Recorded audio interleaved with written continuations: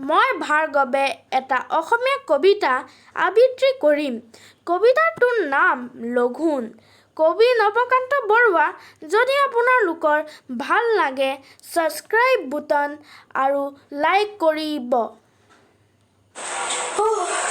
একোকে নাখাওঁ আজি, একেবাৰে ভোক নাই। আছে যদি আধাৰে চিৰা দিবা ভাল চাই।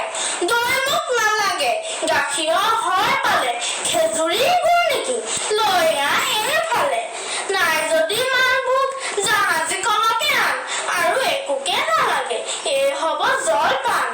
আজি যদি অহা নাই ভিংচিং পাওঁ মন, তাৰ বাবে ভাজি থোৱা দুটামান আলু আন। পাপৰ আছিল বোলে আঙঠাত হেকচোন, আচাৰো ওলাব পাৰে বিচাৰিলে চুক কোন। ৰৌ মাছ ভজা আছে তাৰো দুচাকল দে, এয়ে হ'ব লঘোণত আৰু একোকে নালাগে। ধন্যবাদ।